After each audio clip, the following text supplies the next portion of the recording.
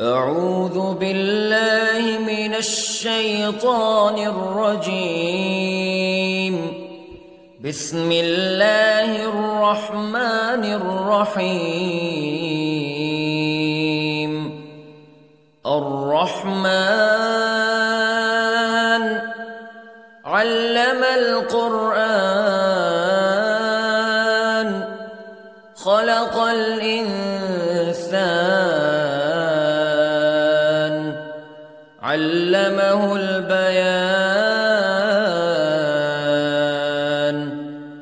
الشمس والقمر بحسبان والنجم والشجر يسجدان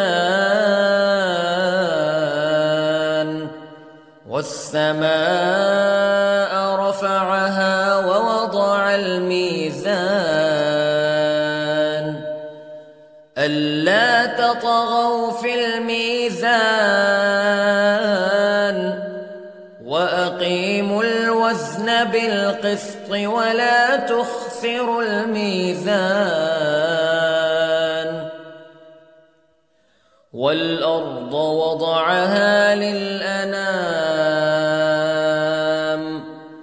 فيها فاكهة والنخل ذات الأكمام والحب ذو العصف والريحان فبأي آلاء ربكما تكذبان. خلق الإنسان من صلصال كالفخار وخلق الجان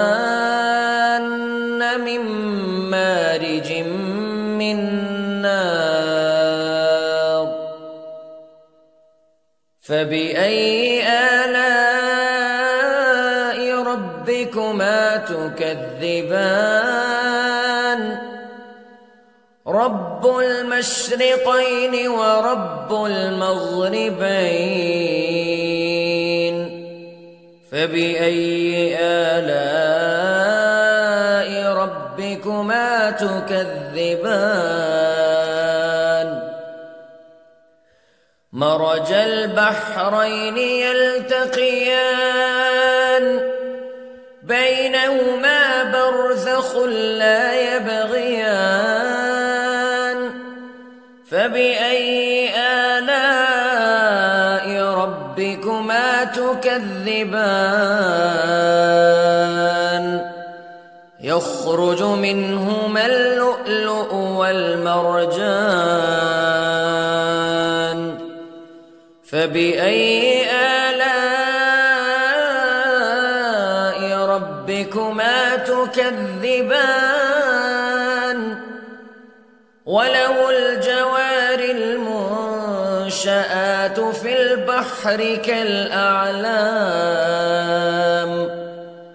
فبأي آلاء ربكما تكذبان. كل من عليها فان ويبقى وجه ربك ذو الجلال والإكرام فبأي آلاء ربكما تكذبان. يسأله من في السماوات والأرض كل يوم هو في شأن فبأي آلاء ربكما تكذبان. سنفرغ لكم أيها الثقلان فبأي آلاء ربكما تكذبان.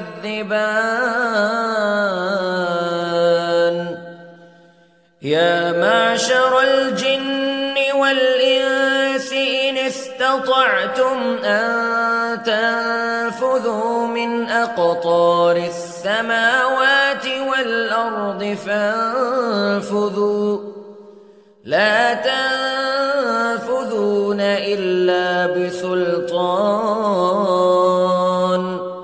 فبأي آلاء ربكما تكذبان يرسل عليكما شواظ من نار ونحاس فلا تنتصران فبأي آلاء ربكما تكذبان فإذا انشقت السماء فكانت وردة كالدهان فبأي آلاء ربكما تكذبان فيومئذ لا يسأل عن ذنبه إنس ولا جان فبأي آلاء ربكما تكذبان يعرف المجرمون بسيماهم فيؤخذ بالنواصي والأقدام فبأي آلاء ربكما تكذبان هذه جهنم التي يكذب بها المجرمون يطوفون بينها وبين حميم آن فبأي آلاء ربكما تكذبان ولمن خاف مقام ربه جنتان فبأي آلاء ربكما تكذبان ذواتا أفنان فبأي آلاء ربكما تكذبان فيهما عينان تجريان فبأي آلاء ربكما تكذبان فيهما من كل فاكهة زوجان فبأي آلاء ربكما تكذبان متكئين على فرش بطائنها من استبرق وجنى الجنتين دان فبأي آلاء ربكما تكذبان فيهن قاصرات الطرف لم يطمثهن إنس قبلهم ولا جان فبأي آلاء ربكما تكذبان كأنهن الياقوت والمرجان فبأي آلاء ربكما تكذبان هل جزاء الإحسان إلا الإحسان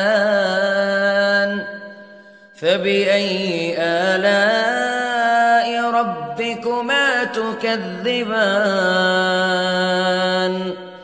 ومن دونهما جنتان فبأي آلاء ربكما تكذبان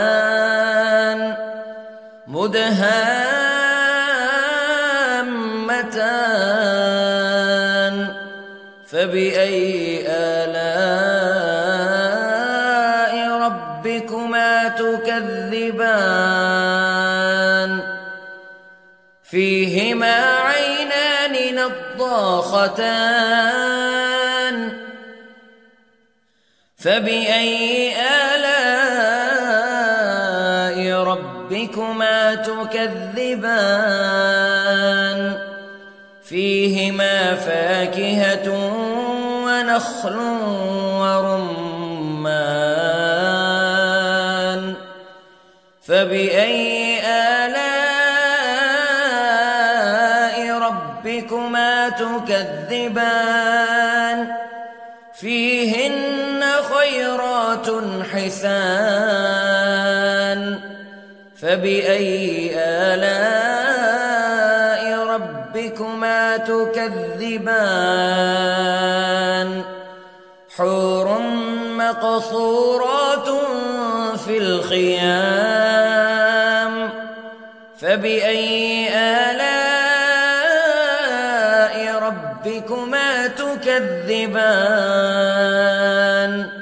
لم يطمثهن إنس قبلهم ولا جان